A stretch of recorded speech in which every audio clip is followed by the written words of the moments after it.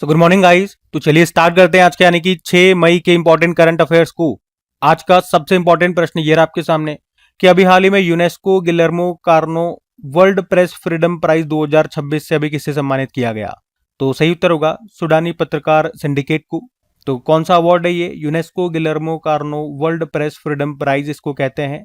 ये एक बड़ा अंतर्राष्ट्रीय पुरस्कार है जो हर साल उन पत्रकारों या संस्थाओं को दिया जाता है जो खतरे के बावजूद सच्ची खबरें लोगों तक पहुंचाते हैं। तो उन्हें सम्मान देने के लिए ये अवार्ड दिया जाता है हर साल। यानी कि आप कह सकते हो सच्ची और स्वतंत्र पत्रकारिता के लिए ये एक पुरस्कार है।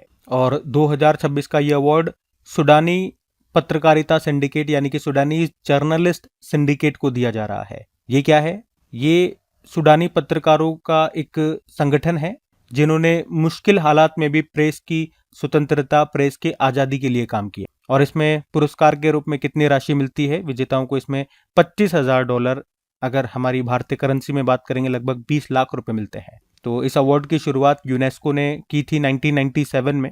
और इस पुरस्कार का नाम कोलंबिया के एक पत्रकार थे गुइलर्मो कानो, उनके नाम पे रखा गया है, जिनकी सच लिखने के कारण हत्या कर दी गई थी। एक सच्चे पत्रकार थे वो। लास्ट टाइम का भी मैं आपको याद दिलाऊं, 2025 का जो ये अवार्ड है ये निकारागुआ का एक 100 साल पुराना एक न्यूज़पेपर है ला प्रेंस, उसको दिया गया था। और उसी के बाद हमने पढ़ा था निकारागुआ यूनेस्को से बाहर हो गया था। ये पिछले साल की बात है। अच्छा, इसी तरह से अभी आपको याद दिला दूं, अभी विश्व प्रेस स्वतंत्रता सम्मेलन का आयोजन भी हुआ 4 और 5 मई को। कहां पर? लुसाका, जाम्बिया में। थीम थी शांतिपूर्ण भविष्य का निर्माण। और अभी हमने पढ़ा था विश्व प्रेस स्वतंत्रता सूचकांक, वर्ल्ड प्रेस फ्रीडम इंडेक्स आया था, उसमें भारत की रैंक 157 है, टॉप पर नॉर्वे बना हुआ है। और अभी हमने मनाया विश्व प्रेस स्वतंत्रता दिवस 3 मई को। थीम क्या है? शांतिपूर्ण भविष्य का निर्माण। ठीक है, तो इसी से संबंधित ये 3-4 प्रश्न आपके एक साथ बनेंगे, एक साथ इनको ध्यान में रखना। ठीक है, बाकी अब मैं आपको यूनेस्को रिवाइज करवा देता हूँ। और अवार्ड वाला प्रश्न है तो अवार्ड, कुछ इंपॉर्टेंट लेटेस्ट अवार्ड मैं आपको रिवाइज कराऊंगा। पहले यूनेस्को की बात करते हैं। United Nations Educational, Scientific and Cultural Organization स्थापना होती है 1945 में। हेडक्वार्टर पेरिस, फ्रांस में है। डायरेक्टर जनरल हैं खालिद एल नानी, इजिप्ट से हैं, अभी नए बने थे, तो इनका नाम ध्यान रखना। अब अवार्ड में आपको रिवाइज कराता हूँ। अभी 2026 का लता दीनानाथ मंगेशकर पुरस्कार दिया गया कैलाश सत्यार्थी को। और इनकी ऑटोबायोग्राफी याद रखना, दिया सलाई उसका नाम है। 2026 का व्हीटली अवार्ड, जिसे ग्रीन ऑस्कर भी कहते हैं, ये दिया गया अभी 2 जनों को, परवीन शेख और बरखा सुब्बा को। वहीं आंध्र प्रदेश के जो मुख्यमंत्री हैं चंद्रबाबू नायडू, उनको business reformer of the year 2025 का पुरस्कार मिला। ब्रेक थ्रू प्राइज 2026 किस भारतीय को दिया गया? मैं भारतीय पूछ रहा हूं क्योंकि भारतीय का नाम ही हमारे एग्जाम में पूछा जाएगा। तो आंसर होगा डॉक्टर अतानु नाथ को, ये असम से हैं। फंडामेंटल फिजिक्स कैटेगरी में इनको दिया गया। ये जो ब्रेक थ्रू प्राइज है इसे ऑस्कर ऑफ साइंस भी कहा जाता है। वहीं ब्रिटिश संसद में ग्लोबल ग्रीन आइकॉन पुरस्कार से सम्मानित किया गया अभी जे संतोष कुमार को। भारतीय अभिनेत्री हैं ऋतुपर्णा सेनगुप्ता, इनको महिला सशक्तिकरण पुरस्कार वुमेन एम्पावरमेंट अवार्ड 2026 दिया गया। जबकि महिला सशक्तिकरण ट्रेल ब्लेजर पुरस्कार 2026 दिया गया कल्पना सोरेन को, झारखंड की विधायिका हैं।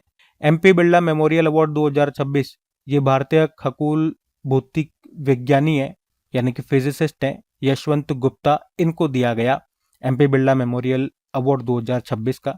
जबकि किस मानवतावादी पुरस्कार 2025 अभी दिया गया भुवनेश्वर में नीता अंबानी को। और कृष्णमूर्ति वी सुब्रमण्यम, अभी इनको शिकागो यूनिवर्सिटी का प्रतिष्ठित alumni award for professional achievement दिया गया। और ये अवार्ड पाने वाले वो पहले भारतीय अर्थशास्त्री बन गए। ठीक है, तो ये अभी के सारे लेटेस्ट अवार्ड से ध्यान में रखना। अगला प्रश्न देखते हैं। फिर अगले में पूछ रहे हैं अभी हाल ही में मैड्रिड ओपन 2026 में पुरुष एकल मेन सिंगल का टाइटल किसने जीता है? तो सही उत्तर होगा जेनिक सिनर ने। ये इटली के टेनिस प्लेयर हैं। तो मैड्रिड ओपन 2026 ये एक टेनिस टूर्नामेंट है। और ये किस कोर्ट पर होता है याद रखना, ये क्ले कोर्ट पर होता है। इसमें अगर पहले वुमेन सिंगल की हम बात करें तो इसको जीता है मार्टा कोस्चुक ने। ये यूक्रेन की टेनिस प्लेयर है। इन्होंने हराया किसको? मीरा एंड्रेवा को, जो रशिया की प्लेयर है। और वहीं पुरुष एकल में मेन सिंगल में बात करेंगे जेनिक सिनर विजेता रहे, जो इटली के हैं। इन्होंने हराया अलेक्जेंडर ज्वेरेव को, जो कि जर्मनी के टेनिस प्लेयर हैं। ठीक है, तो ये तो हमने बात कर ली मैड्रिड ओपन की। इससे पहले हम देख चुके हैं मोंटे कार्लो मास्टर्स हुआ था, ये पुरुषों का एक टेनिस टूर्नामेंट है, उसको जीता था जेनिक सिनर ने ही, जो इटली के प्लेयर हैं। उससे पहले मियामी ओपन हुआ था, उसमें मेन सिंगल में भी जेनिक सिनर विजेता रहे थे। महिलाओं में आर्यना सबालेंका जो बेलारूस की है वो विजेता रही थी। और साल में जो सबसे बड़ा इवेंट होता है ना टेनिस का, टेनिस ग्रैंड स्लैम जिसको बोलते हैं, 4 होते हैं। अभी हो चुका है ऑस्ट्रेलियन ओपन। तो ऑस्ट्रेलियन ओपन की बात कर ले, पुरुषों में जीता है उसको कार्लोस अल्काराज ने जो स्पेन के हैं। महिलाओं में जीता है एलेना रिबाकिना जो कि कजाकिस्तान की प्लेयर है। ठीक है, इतना आप ध्यान में रखना। अगला प्रश्न हम देखते हैं। फिर देखो अगले में क्या पूछ रहे हैं। अभी हाल ही में सबसे बड़ा अंडर वाटर तिरंगा फहराने का गिनेज रिकॉर्ड अभी कहां पर बनाया गया? तो आंसर होगा अंडमान निकोबार में। एक्चुअली में यहाँ पे 2 रिकॉर्ड बने, दोनों में आपको बताता हूँ। अभी अंडमान निकोबार में अभी एक तो 2 मई को एक रिकॉर्ड बना है राधानगर बीच पर। यहाँ पे समुद्र के अंदर भारत का बहुत बड़ा तिरंगा झंडा यहाँ पे लगाया गया। इसमें खास क्या था, झंडा पानी के नीचे लगाया गया था, जो कि दुनिया में सबसे बड़ा लगाया गया इस तरह का पानी के नीचे। इसका साइज था 16:40 का। ठीक है, 60 मीटर ये लंबा था चौड़ाई में, 40 मीटर ये चौड़ा था। और इस काम में 200 से ज्यादा गोताखोर शामिल हुए। और इसमें भारतीय नौसेना, तटरक्षक बल, पुलिस ने भी मदद की।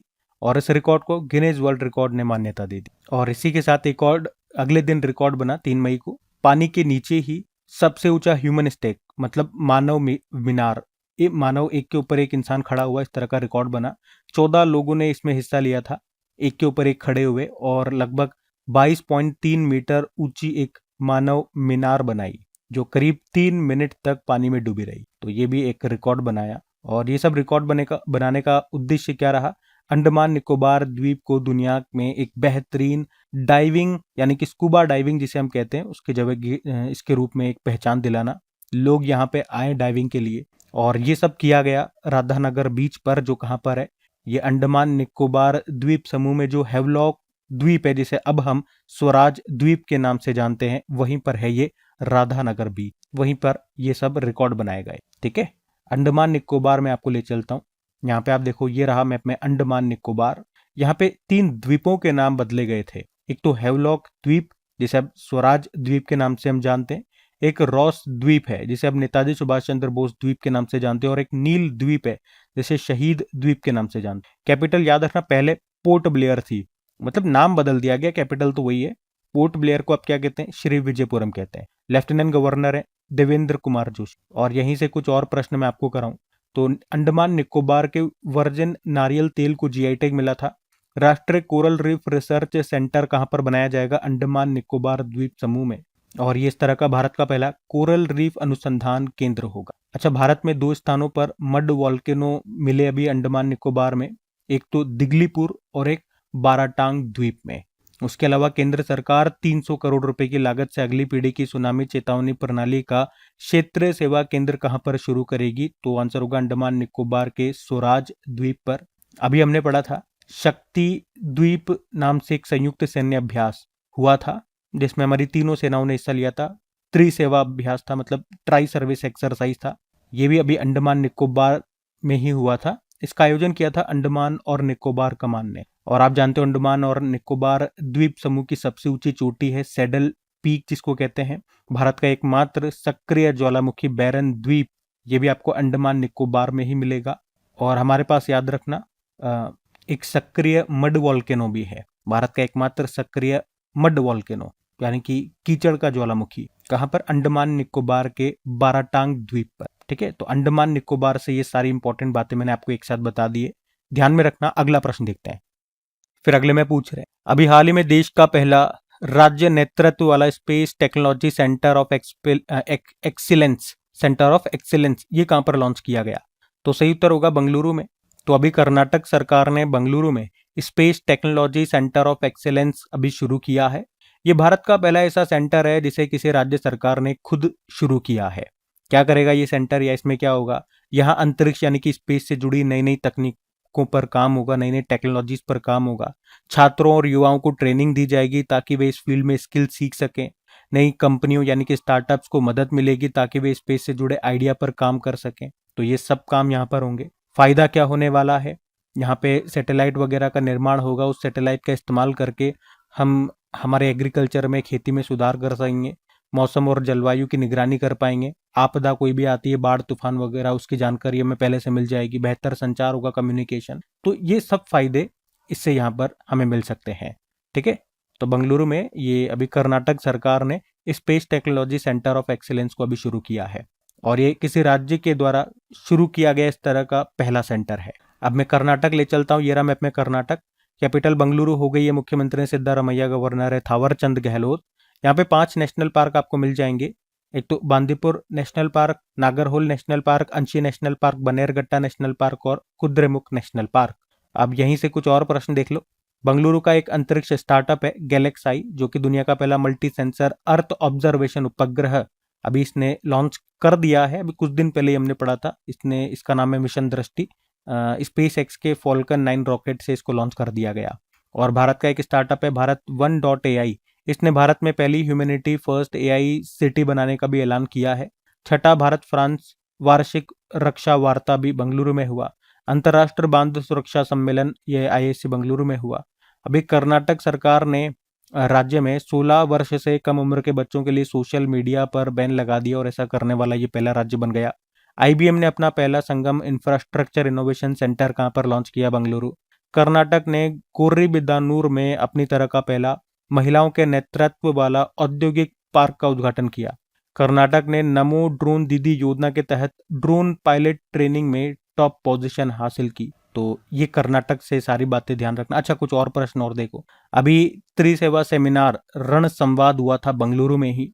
हमारे जो रेल मंत्री अश्विनी वैष्णव, इन्होंने बेंगलुरु में एक नए बुलेट ट्रेन बनाने वाले प्लांट का भी उद्घाटन किया था। इसका नाम क्या है प्लांट का? आदित्य इसका नाम है। और अभी कर्नाटक ने गिग वर्कर्स के लिए देश का पहला डिजिटल शिकायत सिस्टम भी लॉन्च किया था। ठीक है, तो कर्नाटक से ये सारी बातें ध्यान में रखेंगे। अगला प्रश्न देखते हैं। फिर अगले में पूछ रहे हैं, वर्ष 2025 में देश में सर्वाधिक समुद्री मछली का उत्पादन करने वाला राज्य ये कौन सा है? तो आंसर होगा तमिलनाडु। तो साल 2025 में तमिलनाडु ये भारत में सबसे ज्यादा समुद्री मछली पकड़ने वाला राज्य बन गया है। यहाँ लगभग 6.85 लाख टन मछली पकड़ी गई है 2025 में। और जो गुजरात अभी तक इस मामले में पहले स्थान पे था, वो अब दूसरे नंबर पे आ गया है, क्योंकि यहाँ पे मछली उत्पादन में लगभग 15% की कमी आई है। तीसरे नंबर पर केरल है, पहले पे तमिलनाडु, फिर दूसरे पे गुजरात, तीसरे पे केरल। और अगर पूरे भारत में हम टोटल बात करें तो 2025 में कितने टन मछली का उत्पादन हुआ या कितने टन मछली पकड़ी गई? 35.7 लाख टन, जो कि उससे पिछले साल से 3% ज्यादा है। और कौन सी सबसे ज्यादा मछली पकड़ी गई है? तो इंडियन मैकेरल, ये मछली का नाम है। और ये सब जानकारी हमें किसने दी है? ICAR central marine fisheries research institute की एक रिपोर्ट आई है, उससे हमें ये सारी जानकारी मिलती है। वैसे आप जानते हो दूध उत्पादन में भारत नंबर 1 पर है। और भारत में भी बात करें तो उत्तर प्रदेश। ऊन उत्पादन में बात करते हैं तो सबसे नंबर 1 राज्य राजस्थान है। अभी चावल उत्पादन में हमने बात करी थी कि भारत जो है दुनिया में टॉप पर आ गया है। पहले मछलियों की ही बात कर लेते हैं, मछली वाला ही प्रश्न है, मछली जल की रानी है। तो याद रखना, भारत का पहला जैविक मछली क्लस्टर अभी लॉन्च किया गया था सिक्किम में। भारत में ऑर्गेनिक फार्मिंग को अपनाने वाला पहला राज्य है सिक्किम। ऑर्गेनिक केंद्र शासित प्रदेश ये कौन सा बन गया है? लक्षद्वीप। गुजरात की स्टेट फिश बनी थी घोल मछली। हमारे मत्स्य पालन मंत्री जो हैं, पहले तो बताओ मत्स्य पालन मंत्री कौन है? तो वही है जिनके पास पंचायत मंत्रालय है, पंचायती राज मंत्रालय है। वैसे तो उनको लल्लन सिंह के नाम से भी जानते हैं, लेकिन उनका एक्चुअल नाम क्या है बताओ? ये प्रश्न आपके लिए छोड़ता हूं मैं, है ना। तो उन्होंने एक एप्लीकेशन को लॉन्च किया था, रंगीन मछली एप्लीकेशन। जैसे राष्ट्रीय मत्स्य किसान दिवस हम मनाते हैं 10 जुलाई को, और विश्व मत्स्य दिवस होता है 21 नवंबर को। सिक्किम की स्टेट फिश बनी थी केटली, जिसे कूपर महशीर भी कहते हैं। पूर्वोत्तर का पहला मछली संग्रहालय आपको मिलेगा अरुणाचल प्रदेश में। नेशनल एक्वेटिक एनिमल हमारा गंगा डॉल्फिन है, जिसका साइंटिफिक नेम है प्लाटानिस्टा गांगेटिका। और मछलियों के अध्ययन को इच्थोलॉजी कहा जाता है। हिंदी में मत्स्य विज्ञान कहते हैं, लेकिन अंग्रेजी में इच्थोलॉजी कहा जाता है। अच्छा, central marine fisheries research institute ये कहाँ पर है? केरल के कोच्चि में है, जो स्थापित हुआ था 1947 में। ये प्रश्न शायद एक बार एग्जाम में आया था, इसलिए मैंने यहाँ पे लिखा है। और राष्ट्रीय शीत जल मत्स्यिकी अनुसंधान केंद्र ये आपको मिलेगा भीमताल नैनीताल में। 14वीं एशियाई मत्स्य पालन और जलीय कृषि फोरम की बैठक हुई थी भारत में, नई दिल्ली में हुई थी। ये पिछले साल की बात है, भारत ने दूसरी बार इसको होस्ट किया था। उसके अलावा अभी मत्स्य शक्ति परियोजना ये केरल के तिरुवनंतपुरम में लॉन्च की गई थी। शीत जल मत्स्य पालन कोल्ड वाटर फिशरीज पर अपनी तरह का पहला राष्ट्रीय सम्मेलन अभी श्रीनगर में हुआ था। और हमारे जो केंद्रीय मंत्री हैं, जो मैंने आपसे पूछा था वही नाम यहाँ पे आ गया, राजीव रंजन सिंह जी, इन्होंने जम्मू कश्मीर के अनंतनाग जिले में 100 करोड़ रुपए की एकीकृत एक्वा पार्क परियोजना को मंजूरी दे दी। तो यही है हमारे मत्स्य पालन मंत्री, पंचायती राज मंत्रालय, सब इनके पास है। अगर आपसे पूछे नीली क्रांति ब्लू रिवॉल्यूशन का संबंध किससे है, तो मत्स्य पालन से है। और प्रधानमंत्री मत्स्य संपदा योजना कब शुरू हुई थी? 10 सितंबर 2020। ठीक है, मछलियों से संबंधित जिस तरह के जो प्रश्न बनते थे मैंने आपको रिवाइज कराए। अब हमने कहा मछली उत्पादन 2025 में सबसे ज्यादा हुआ तमिलनाडु में, तो तमिलनाडु भी ले चलते हैं आपको। ये रहा मैप में तमिलनाडु, जिसकी कैपिटल क्या है? चेन्नई है। मुख्यमंत्री एम.के. स्टालिन, इनका ऑटोबायोग्राफी है उंगलिल ओरुवन। गवर्नर राजेंद्र विश्वनाथ अर्लेकर। राजकीय पशु नीलगिरी तहर। पक्षी है एमरोल्ड डोव, पक्षी वृक्ष है ताड़ का, पाम ट्री। पुष्प है gloriosa lily. Sathyamangalam tiger reserve है यहाँ पर। Mudumalai National Park, Guindy National Park, Anamalai National Park, Mukurthi National Park है। क्लासिकल डांस भरतनाट्यम हो गया। 2 न्यूक्लियर पावर प्लांट भी हैं, कुडनकुलन न्यूक्लियर पावर प्लांट और Kalpakkam nuclear power plant. Tamil ये शास्त्रीय भाषा का दर्जा पाने वाली पहली भारतीय भाषा बनी। तमिलनाडु में ही जल्लीकट्टू त्योहार मनाया जाता है। तमिलनाडु के तट को कोरोमंडल तट कहते हैं।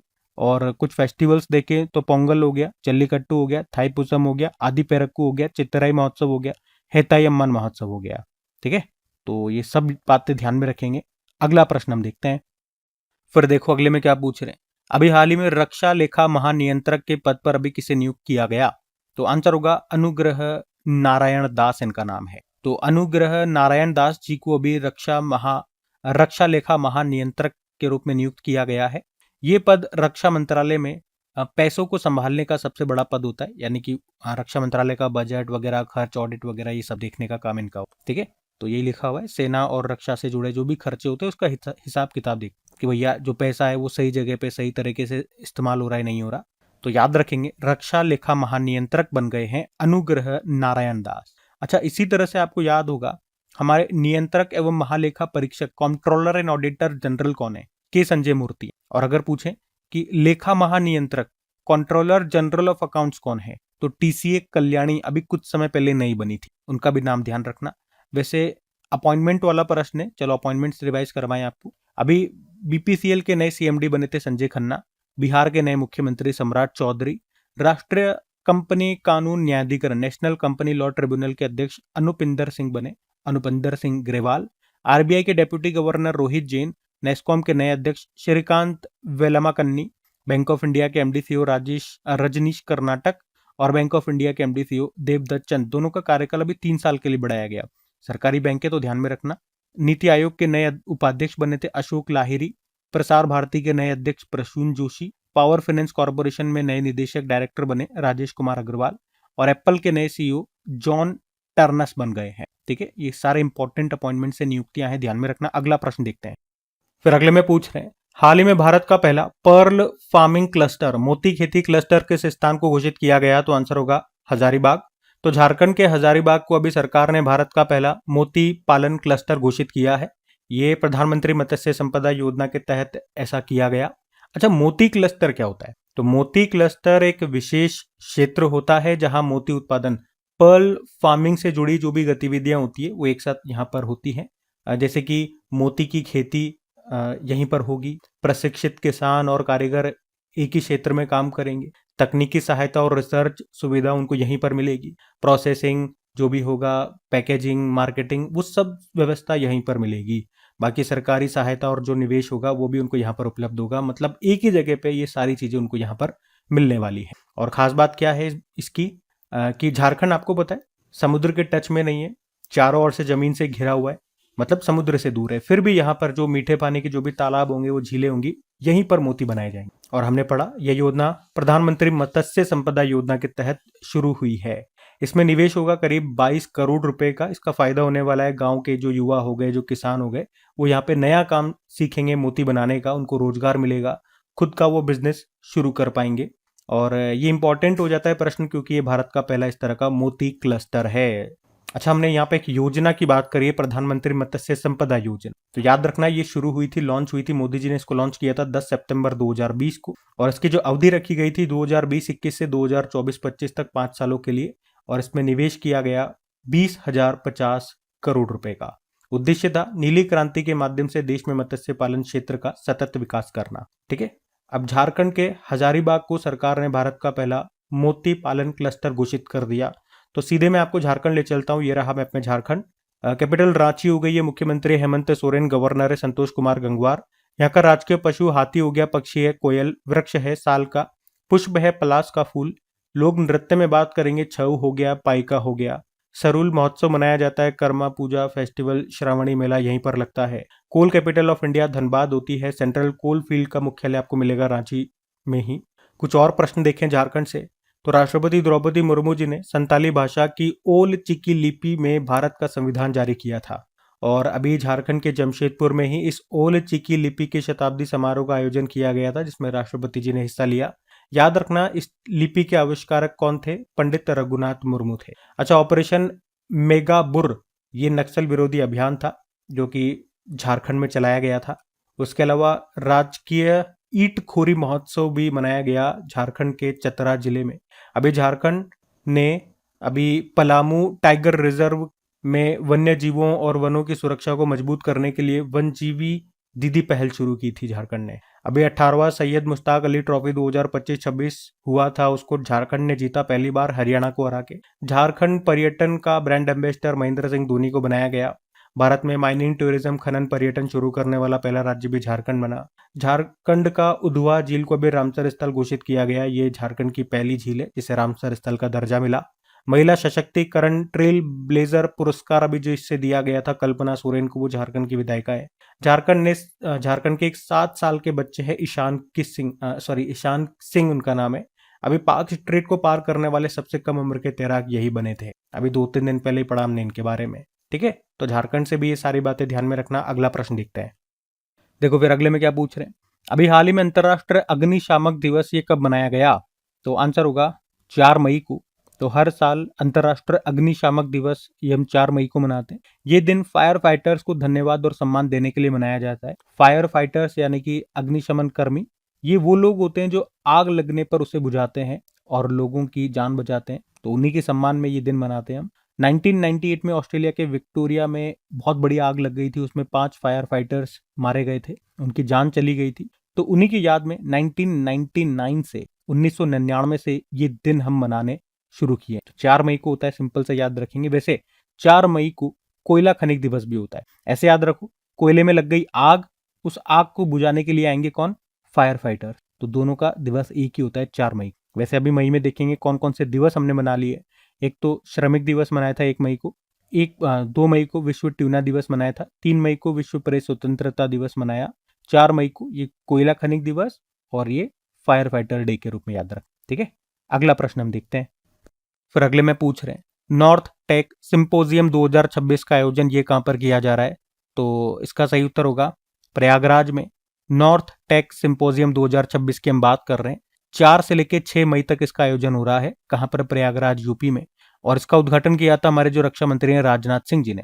इसका आयोजन करने का उद्देश्य की बात करें तो नई टेक्नोलॉजी को सेना की जरूरत से जोड़ना, कंपनियों और सेना के बीच सीधा संवाद करवाना, भारत में रक्षा क्षेत्र को और मजबूत करना। तो यहाँ पे किस किस तरह की टेक्नोलॉजी दिखाई जा रही है, मतलब जो आधुनिक हथियार हैं और जो नई तकनीक है वो यहाँ पर दिखाई जा रही है। कृत्रिम बुद्धिमत्ता आधारित निगरानी सिस्टम हो गया, ड्रोन हो गया, नई तोपें हो गई, कठिन इलाकों में चलने वाले वाहन हो। एक्चुअली में ये जो संगोष्ठी है, ये जो सिंपोजियम है, ये एक ऐसा प्लेटफॉर्म होता है जहाँ पे सेना अपनी जरूरतें बताती हैं, कंपनियां उनको सुनती है, उनका समाधान लेकर के आती हैं और दिखाती हैं कि भैया ये आपकी समस्या थी, उसका ये समाधान हमने कर दिया है, ये वाहन बना दिया, ये तोप बना दी है। तो इससे ओवरऑल क्या होता है, भारत अपनी रक्षा ताकत को मजबूत करता है। अब आपको समझ में आ गया होगा क्या होता है यहाँ पे। बाकी कुछ और समिट यहाँ पे मैं आपको रिवाइज कराऊंगा। अभी याद है 11वां रायसीना डायलॉग हुआ था नई दिल्ली में, इसमें चीफ गेस्ट थे फिनलैंड के प्रेसिडेंट अलेक्जेंडर स्तब। अभी मोबाइल वर्ल्ड कांग्रेस का आयोजन हुआ था बार्सिलोना, स्पेन में। अंतर्राष्ट्रीय मलेरिया सम्मेलन हुआ नई दिल्ली में। शीत जल मत्स्य पालन पर अपनी तरह का पहला राष्ट्रीय सम्मेलन श्रीनगर में हुआ। अभी 12वां एशिया और प्रशांत क्षेत्रीय सम्मेलन हुआ भारत मंडपम नई दिल्ली में। ब्लैक स्वान समिट ये भुवनेश्वर में हुआ, भारत में पहली बार हुआ। पहला बिम्स्टेक युवा पेशेवर विनिमय कार्यक्रम ये अभी भारत में हुआ, भारत में भी कहा, महाराष्ट्र के मुंबई और पुणे में। 13वां वर्ल्ड गवर्नमेंट समिट ये दुबई यूएई में हुआ। भारत 2026 में होने वाले ग्लोबल बिग कैट समिट की मेजबानी किस शहर में करेगा? नई दिल्ली। विश्व जल दिवस सम्मेलन ये नई दिल्ली में हुआ।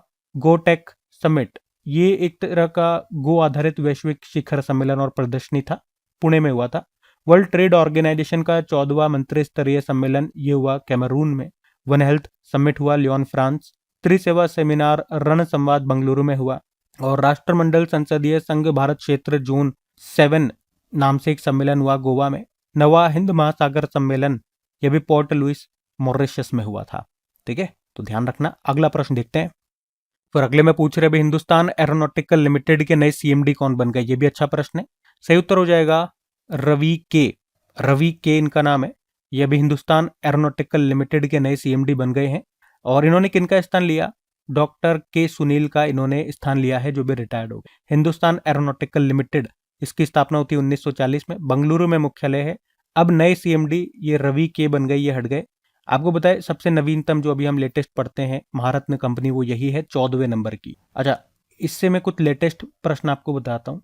अभी भारतीय सेना और हिंदुस्तान एरोनॉटिकल लिमिटेड ने असम के मिसामारी में एक हेलीकॉप्टर एमआरओ मतलब maintenance repair and overall hub की आधारशिला रखी थी। उसके अलावा भारत की जो राष्ट्रपति हैं द्रौपदी मुर्मू जी, इन्होंने राजस्थान के जैसलमेर में भारत पाक सीमा के पास हल्के लड़ाकू हेलीकॉप्टर जिसका नाम है प्रचंड, इसमें उड़ान भरी थी। और इसमें उड़ान भरने वाली वो पहली भारतीय राष्ट्रपति बन गई हैं। और इस प्रचंड का निर्माण भी हिंदुस्तान एरोनॉटिकल लिमिटेड ने ही किया। ठीक है, तो ये सब ध्यान में रखना। अच्छा प्रश्न है। बाकी ये थी आज की हमारी करंट अफेयर्स की क्लास। कमेंट करके जरूर बताना सेशन आपको कैसा लगा। अच्छा लगे तो प्लीज इसे सपोर्ट जरूर कीजिए। अपने दोस्तों के साथ में स्टडी ग्रुप में शेयर जरूर कीजिएगा। और वीडियो को लाइक नहीं करा तो लाइक जरूर करना। बाकी देखो, डेली में आपको इनकी पीडीएफ और आपकी प्रैक्टिस के लिए क्विज मैं आपको डेली प्रोवाइड कर रहा हूं अपनी क्रेक एग्जाम एप्लीकेशन में, जिसका लिंक नीचे डिस्क्रिप्शन बॉक्स में गिवन है। तो वहां आप डेली प्रैक्टिस करते रहिए, मॉक टेस्ट लगाते रहिए, ताकि आपका रिवीजन होता रहे। रिवीजन नहीं करोगे तो चीजों को भूलना आप स्टार्ट कर दोगे, ये बात तय है।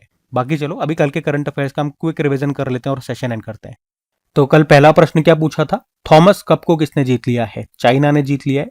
आप मुझे बताओ उबेर कप को किसने जीता? जो महिलाओं का बैडमिंटन टूर्नामेंट है उबेर कप, वो किसने जीता है? फिर अगले में पूछ रहे हैं 7 वर्षीय ईशान सिंह पाक जलडमरू मध्य यानी कि पाक स्ट्रेट को पार करने वाले सबसे कम उम्र के तैराक बन गए। कहां से बिलोंग करते हैं ये? झारखंड से हैं। और किसने भी जातीय एकता कानून पारित किया? तो चाइना ने किया। फिर पूछा भारतीय सेना ने भी किस देश के साथ द्विपक्षीय सैन्य अभ्यास सिनबैक्स सेकंड का आयोजन किया? तो कंबोडिया, सी मतलब कंबोडिया। और प्रसार भारती के नए अध्यक्ष बन गए प्र से प्रसार, प्र से प्रसून जोशी। गिग वर्कर्स के लिए देश का पहला डिजिटल शिकायत सिस्टम अभी किसने लॉन्च किया? तो आंसर होगा कर्नाटक ने किया। फिर पूछ रहे हैं अभी पूर्वोत्तर भारत ने किस राज्य के साथ एक अंतर क्षेत्रीय वस्त्र पहल पद्म डोरे शुरू किया? तो आंसर होगा मध्य प्रदेश। फिर पूछा विश्व प्रेस स्वतंत्रता दिवस आपने मनाया 3 मई को। और F1 सिम रेसिंग प्रोग्राम का ब्रांड एम्बेसडर बनाया गया श्रेयस अय्यर को। फिर पूछ रहे हैं कि अभी टाइम्स की द एशिया यूनिवर्सिटी रैंकिंग 2026 में टॉप 50 में शामिल एकमात्र भारतीय विश्वविद्यालय कौन सा है? तो IISc बंगलुरु। वैसे ये कौन से नंबर पर है? तो 43rd नंबर पर है। बाकी चलो कल का भी होमवर्क प्रश्न देख लेते हैं और सेशन एंड करते हैं फिर। तो कल पूछा था, एक बुक आई थी महात्मा अ ग्रेट कम्युनिकेटर, इसको किसने लिखा है? तो धीरज काकड़िया इसका आंसर होगा। धीरज काकड़िया ने लिखा है। आप सभी ने प्रश्न का बिल्कुल सही उत्तर दिया। अब ये रहा आज का आपका होमवर्क प्रश्न।